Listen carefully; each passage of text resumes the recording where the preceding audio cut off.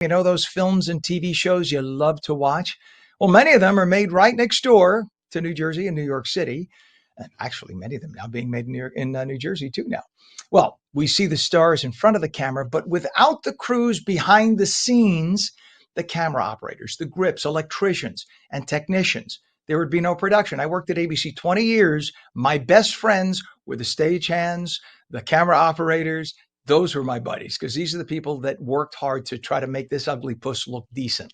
A new book, Cinematic Immunity, an oral history of New York filmmaking as told by the crews that got the shot, shines a spotlight on those unsung professionals. Let's say good morning to author Michael Lee Nirenberg. Good morning, Michael. Hey Ken, how are you? Great. I'm a Tisch School grad from NYU. So when I saw you were coming on, I got all excited. That's what my degree is in. And then I ended up doing this. So I am so happy that you wrote a book to really honor the 95% of the people that work behind the scenes to create film and TV. People look at the one person on screen, they think that person is everything, but without a great crew behind, it's nothing, right? So your book is described as the first below the line history of filmmaking. What does that term mean? Well, I mean, every behind the scenes book, documentaries about the writers, the directors, the actors.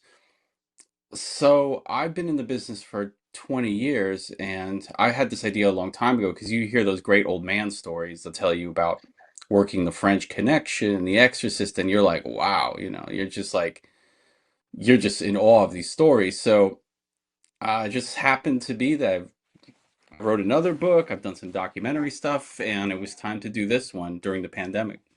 I just I was like, love it. this is now or never. And in fact, five of the people I interviewed have passed away. So um, we're losing them. Yeah. Yeah. And these, you're talking about the great films, 50s, 60s, 70s, some of the greatest films.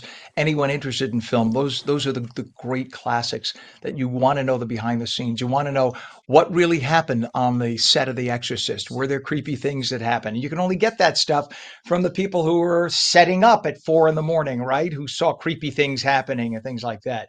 Now, these stories were passed down informally. So what was it like tracking down the behind the scenes people and getting those stories? Was it difficult or were they very eager to share? It was tough. I mean, you run the range of people. These are not public people. And I think many people trusted me because I'm inside. Often, some people were standoffish. Some people refused to talk to me after years of courting them. So it really ran the rage. Some people really wanted to talk. I couldn't stop them. Some people I interviewed five times. Some people I interviewed once for 30 minutes and didn't work out. You really get, when you talk to this many people, in this case, I talked to over 150 people. So it really runs the range. What are a few that really stand out? Like, what are a few of the stories that you said, whoa, I had no idea that happened? Is there one or two that you could share?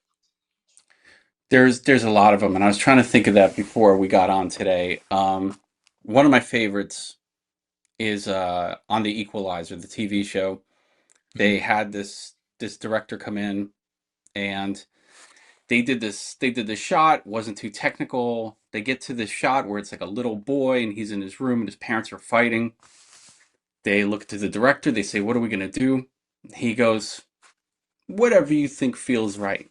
And the cameraman who's telling me the story is like, something's off here.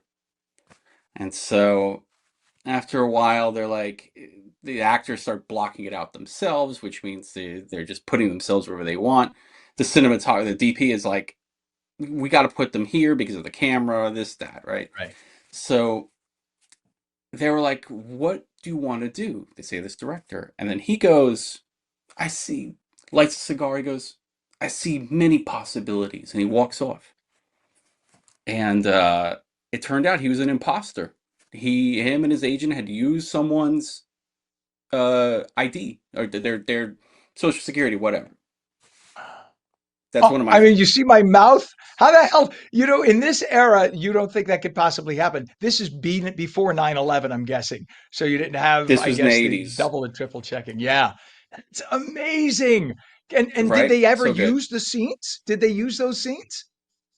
I don't know. They shot so many episodes of that. I never followed up on that. Right, that's the But question for the next book. Did they actually shoot the scene with the do whatever and did they use it? I think what happened was when they caught wind of it, the way it was told to me, the guy Alec Hirschfeld who told me, he said that the editor on that episode was given a director card and then he was brought in to finish it because he Oh my understood about God. blocking, Sure. whatever. That would never happen today because a lot of vetting has to happen before you can come in and direct a TV show. Sure. And for people who don't understand blocking, I don't know, do they still do this? You make a storyboard, right? And you show what each scene should look like in a block. That's what we used to call it, right? I remember freshman year at NYU Film School. And you have to set the lights in a certain way, right? For where the characters are going to be. So it's not like Well, you yeah, can just walk out blocking there and stand. blocking more simply means just the actions in front of the camera. So, you know, I'm going to sit here, you're going to stand over there, where everyone's going to be. So that way the camera, the director of photography knows where to put the cameras, where to put the lights. It's a little bit of a ballet that has to happen. Right. And because But this is that's one of, rehearsed, so right? This is why it's so amazing yeah, for a director to say, just do whatever. That's why clearly not a real director. I'm shocked that people didn't catch on even sooner when he said, do whatever you want. I'd love that. Now your book yeah. touches on everything from union politics to dangerous shooting locations. What does that reveal about how scrappy and collaborative productions here in New York had to be? It was a lot less corporate. So there wasn't a lot of oversight. So a production manager was given a budget from a studio and they were sent off to go shoot. They were like, here's how many days you got, here's how many, and they put a budget together and they'd go film it. And there wasn't a whole lot of oversight. Today, there's a lot of oversight. It's a lot of money at stake. There was a lot of money then, but for some reason, people just did it. They just shot it. They didn't make such a big deal of it. Yeah. I think for at least television, there was an audience. Today, there's just not, except for like streaming on Netflix. It's hard. The networks are all dying on the vine. It just isn't there anymore. It's good to see once in a while when you have those blockbuster films, but so many of them just flop because people just they're addicted to that. That's the thing, sadly. Film is so amazing. I'm so glad you documented this. What's a website for people to buy the book or get more information? Well, you could buy it anywhere where they sell books, where the finer books are sold. Um, Feral House is the publisher, so feralhouse.com is where they'll tell you where you could best buy it.